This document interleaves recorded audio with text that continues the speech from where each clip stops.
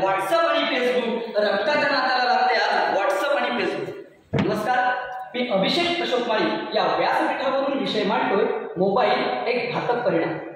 ज्या भारत देशाचं वर्णन करत असताना आपण म्हणतो हा भारत देश सुजलम सुफलम मंगलमय कणखर आहे, परंतु या सुजलम सुफलम आणि कणखर देशाला कोणत्या ना कोणत्या शापानं ग्रासलेलं आज आपल्याला दिसून येतं। आणि आजच्या घडीला 21व्या शतकातील सर्वात मोठी समस्या आपल्या समोर बनून उभी राहिली आहे, ती म्हणजे मोबाईल आणि त्याचा होणारा गैरवापर।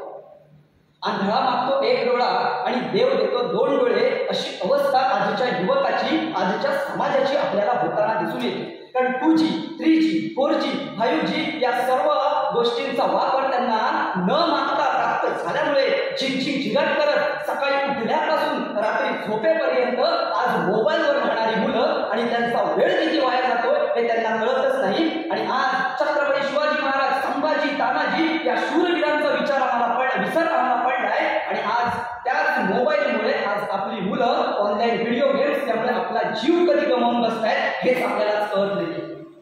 हेलन केलर या एका जगप्रसिद्ध अंध व्यक्तीला एक माणूस कुचेष्टेने विचारतो, हेलन जी, अंधा होना इससे बुरी बात क्या होती है?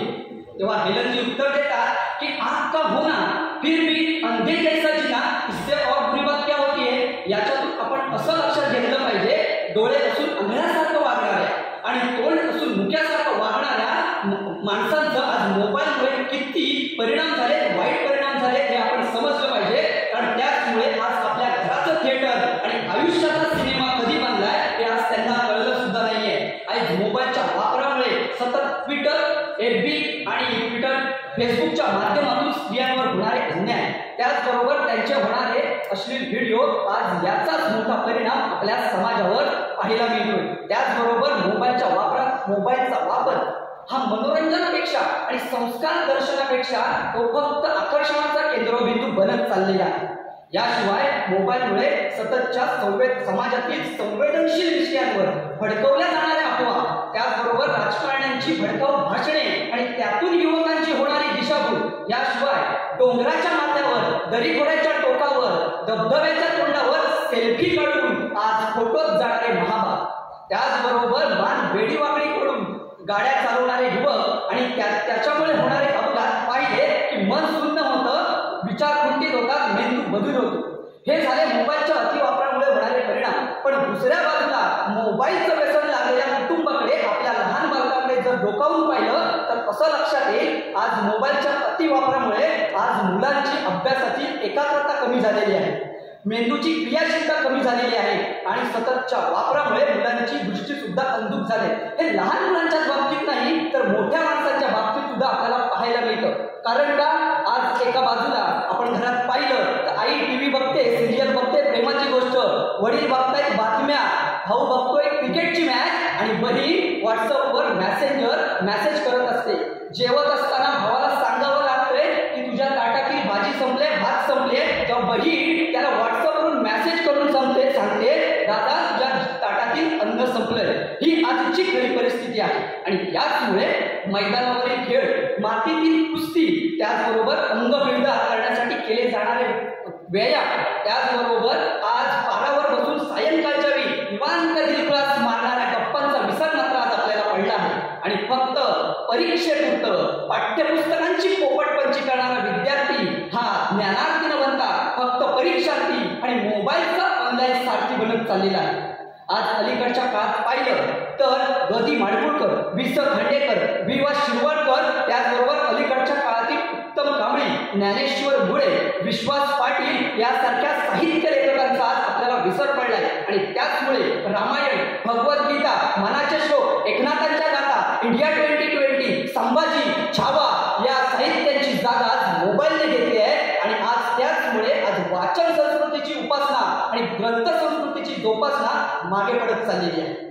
आज असं एका बाजूला म्हटलं जातं की माणूस सुरुवातीला सवयी लावतो आणि नंतर त्याच सवयी माणसाला घडवतात। हेच गोष्ट मोबाईलच्या अतिवापराची गोष्ट माणसाच्या बाबतीत तंतोतंत जुळलेली आहे। टाइमपास किंवा छंद म्हणून सुरू केलेल्या व्यसनाचा शेवट हा कॅन्सरनेच होतो। आणि मोबाईलच्या सततच्या ऑनलाईन असण्यामुळे मोबाईलचा कॅन्सर आज माणसाच्या नसानसात भिनलेला दिसतोय। आणि मग आपण गप्पा मारतोय छत्रपती शिवरायांचं सिंहासन आणूया, पण ते सिंहासन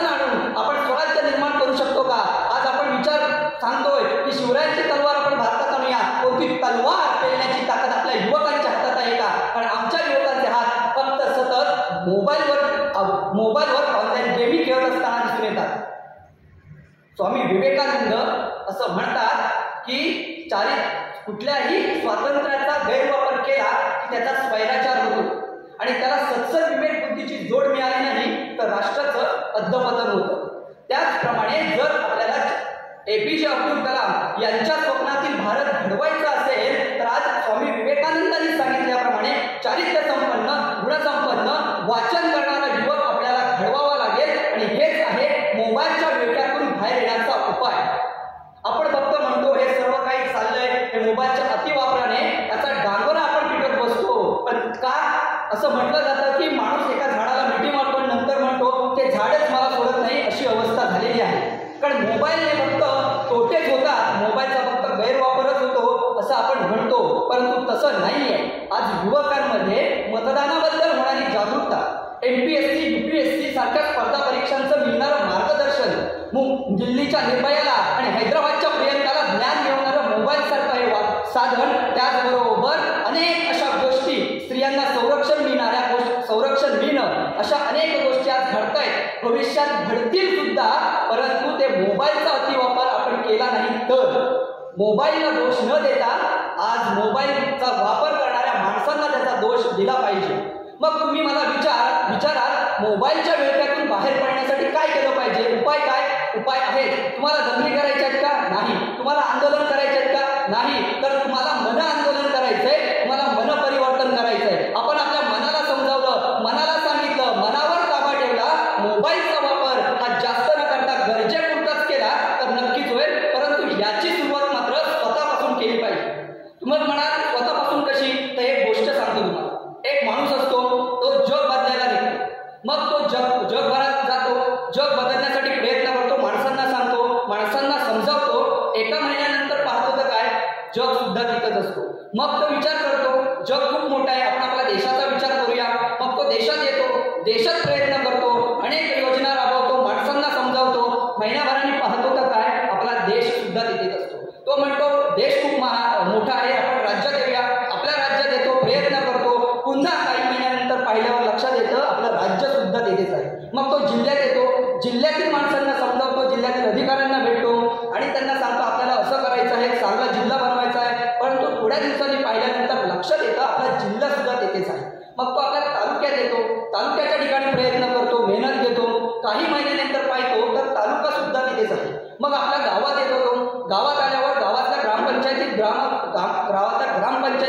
गावातील मंडळींना भेटतो, विविध योजना सांगतो, आपल्याला गाव बदलायचं असं सांगतो. परंतु गाव सुद्धा त्याला काही दिवसांनी तिथेच दिसतं. मग तो विचार करतो चुकलंय काय.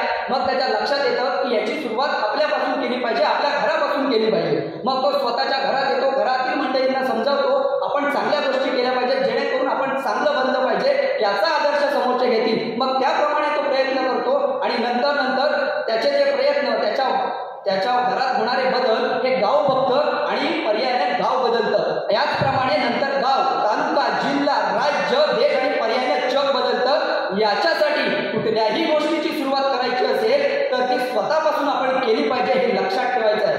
आज आपण म्हणतोय आपल्याला डॉक्टर APJ अब्दुल कलाम यांच्या स्वप्नातील भारत घडवायचा आहे, पण तो घडवायचा कसा?